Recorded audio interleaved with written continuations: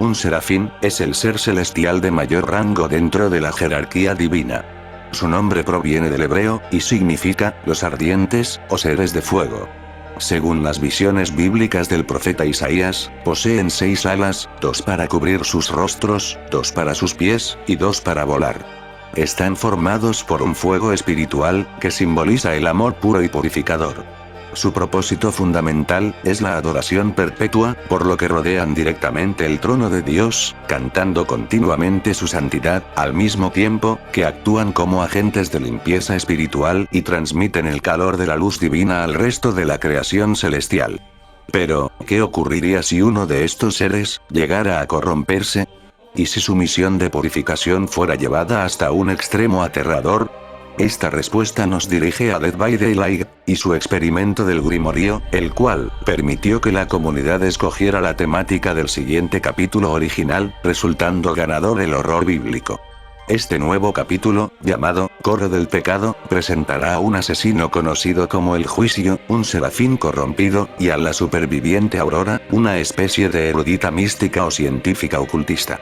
Se la podría definir como una académica que estudia el universo mediante el método científico, pero aplicando conocimientos sobre planos astrales, dimensiones paralelas, y energías espirituales. Debido a este enfoque, muchas personas ignorantes de su mundo, la percibían erróneamente como una bruja, algo común en una época donde la religión era considerada la única verdad. En el presente video, analizaremos las últimas novedades sobre el estilo de juego único que tendrá este asesino, y también, las herramientas con las que contarán los supervivientes para enfrentarlo.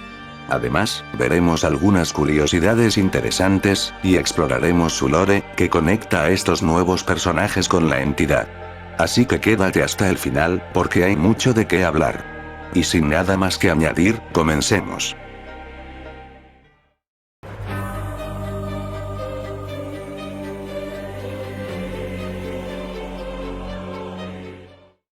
Los primeros prototipos de juego vieron la luz a finales de marzo, cuando algunos creadores de contenido, seleccionados por Behavior, tuvieron acceso anticipado para probar al Serafín. Sin embargo, tras escuchar las opiniones de la comunidad, los desarrolladores realizaron diversos ajustes para que este nuevo capítulo resultara más cómodo y dinámico para ambos bandos.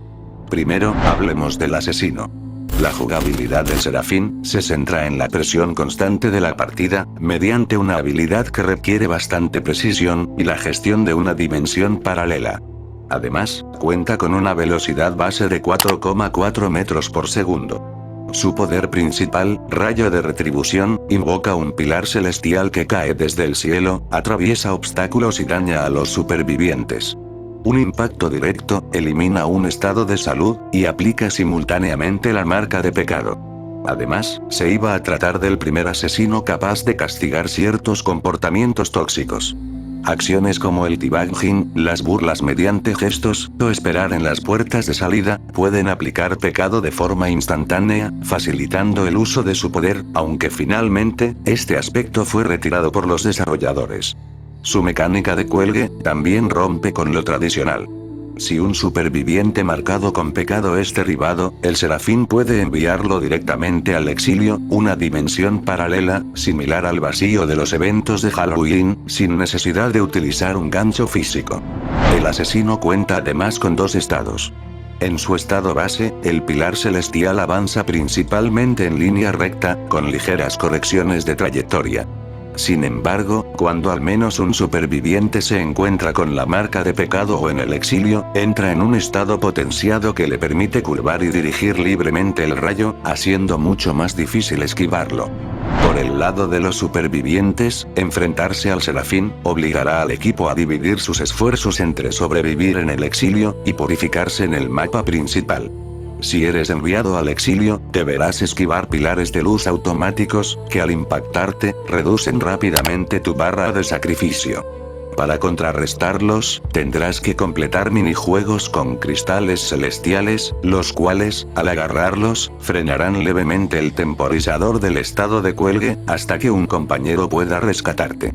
Mientras tanto, los supervivientes afectados por la marca de pecado, deberán acudir a los santuarios de purificación repartidos por el escenario. Ignorar esta mecánica, en la fase prototipo, provocaba regresión en los generadores al fallar revisiones de habilidad perfecta. Igualmente, esta mecánica fue removida, para no chocar con las distintas habilidades que hacen lo mismo. También esta misma estructura, servirá como altares de rezo, que se activarán poco después de que un superviviente sea enviado al exilio. Estos permitirán rescatar a los compañeros atrapados, pero debe realizarse de forma segura, cuando el asesino no esté en tu campo de visión, ya que si este te lanza su rayo serás más vulnerable. Según las últimas notas de diseño, Behavior busca que las partidas se sientan más limpias visualmente, eliminando elementos innecesarios, y sustituyéndolos por estructuras góticas completamente terminadas para la llegada de la PTB oficial. Sin duda, estamos ante una jugabilidad que presiona constantemente a ambos bandos, y que refleja perfectamente la temática central de este capítulo, los pecados, sus consecuencias, y la necesidad de expiarlos antes de que el castigo sea inevitable.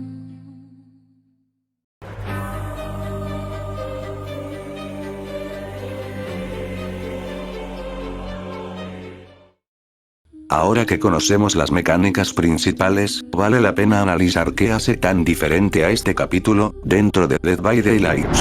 Aunque el Serafín pertenece a la categoría de asesinos de proyectiles, destaca porque su poder puede atravesar estructuras y obstáculos, algo que inevitablemente recuerda a la enfermera.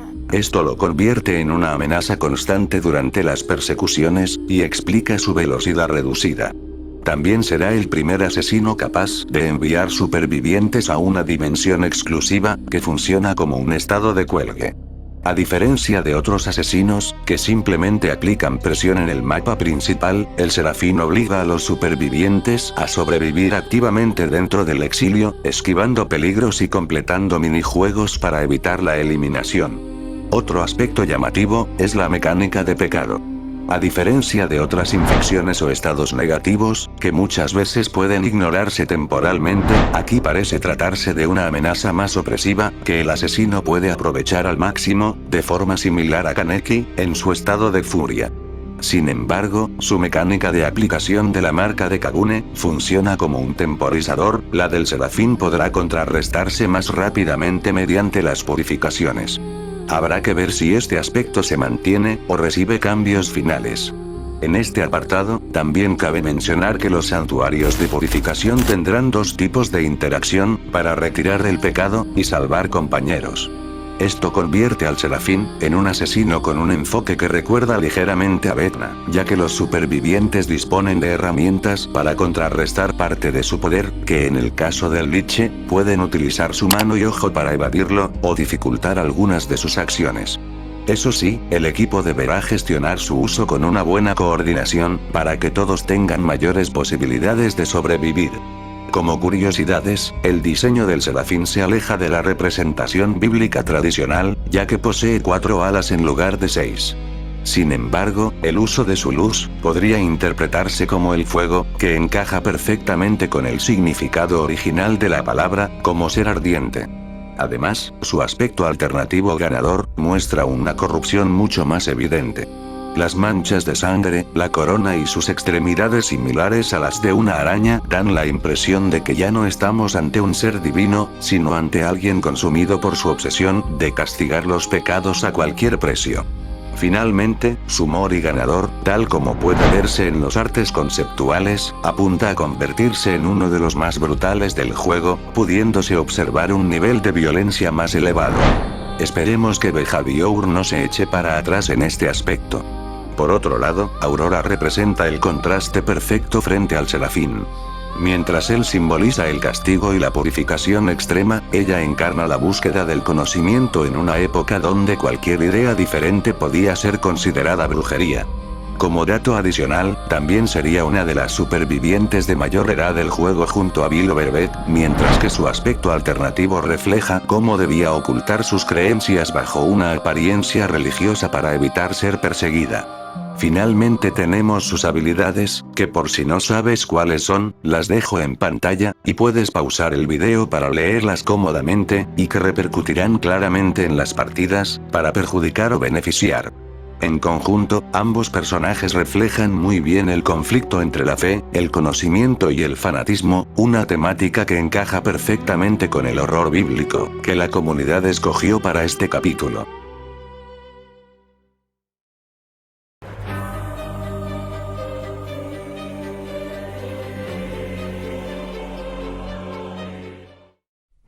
El trasfondo de este capítulo es sin duda uno de los más oscuros, traumáticos y desgarradores que hemos visto en Dead by Daylight. Todo apunta a que la llegada del Serafín y Aurora a la niebla es consecuencia de un auténtico apocalipsis, muy similar al día del juicio final descrito en los textos bíblicos. Por un lado, tenemos al Serafín, que no es un humano corrompido, sino una antigua fuerza cósmica celestial. Su propósito era actuar como ejecutor de verdades absolutas, y castigar civilizaciones enteras que hubieran caído en la decadencia moral y el pecado. Al fijar su mirada sobre el mundo de Aurora, lo consideró una tierra plagada de almas impuras, y descendió para ejecutar su juicio. Utilizando sus alas y su bastón, invocó el coro del pecado, una serie de cantos celestiales que recuerdan a las trompetas del Apocalipsis, y que anunciaron el fin de toda una civilización, bajo pilares de luz purificadora.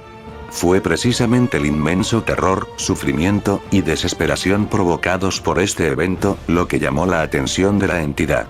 Mi teoría es que la entidad no solo reclamó al Serafín como una herramienta perfecta para sus pruebas, sino que también influyó en su percepción de la realidad, ya que sabemos que posee cierto grado de manipulación sobre aquellos que captura.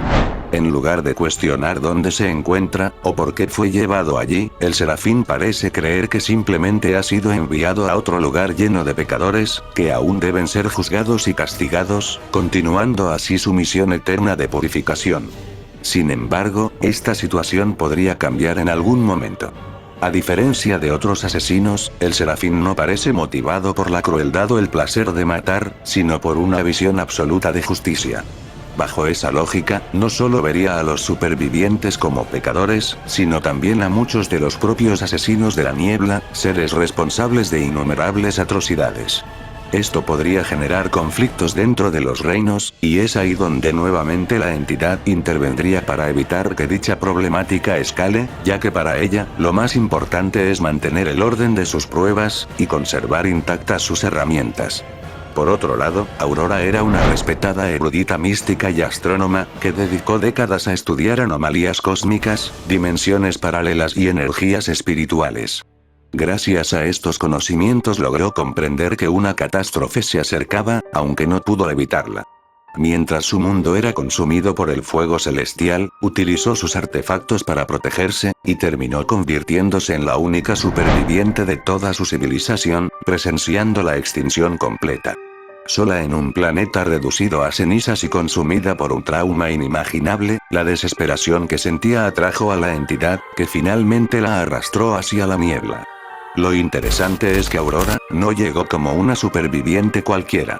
Sus conocimientos sobre dimensiones paralelas podrían explicar por qué es capaz de comprender el exilio, interactuar con artefactos dentro de ese plano, y utilizar energías espirituales mediante sus habilidades, para desafiar las reglas impuestas por la entidad. De hecho, podría ser una de las pocas supervivientes con posibilidades reales de entender el funcionamiento de los reinos, y encontrar una forma de escapar. Incluso, podría llegar a descubrir aspectos de la propia entidad, que otros supervivientes jamás serían capaces de comprender. Sin embargo, existe una cruel ironía en ello. Aunque lograra abandonar la niebla, ya no tendría un hogar al cual regresar, pues su mundo fue destruido por completo. Por eso, considero que este capítulo, no solo habla sobre la pérdida y el trauma, sino también, sobre la manera en que la entidad, elige a quienes considera perfectos para su juego. Un verdugo celestial convencido de cumplir una misión divina, y una superviviente que perdió todo lo que conocía. Dos destinos completamente opuestos, que terminaron unidos para siempre dentro de la niebla. Bueno gente, hemos llegado al final de este video. En conclusión, el coro del pecado parece ser uno de los capítulos originales más ambiciosos que Behavior ha creado en los últimos años, con ayuda de la comunidad. No solo introduce mecánicas diferentes, sino que también presenta una temática poco explorada dentro del juego, que es el horror bíblico, y las consecuencias de llevar una convicción hasta el extremo. Ya sea a través del castigo implacable del Serafín, o de la lucha de Aurora por comprender lo desconocido, mostrándonos cómo la fe, el conocimiento, y el fanatismo pueden convertirse tanto en una fuente de salvación, como de destrucción. Ahora solo queda esperar a la PTB, para descubrir si todas estas ideas, logran traducirse en una experiencia tan interesante como promete su historia. Muchas gracias por haber visto el video, de verdad que lo aprecio mucho, no olviden suscribirse, compartir, dejar un me gusta, y escribir en los comentarios sus opiniones sobre este próximo capítulo en el juego. Ahora sin nada más que decir, procedo a retirarme, se me cuidan, y nos veremos en otra ocasión. Hasta pronto.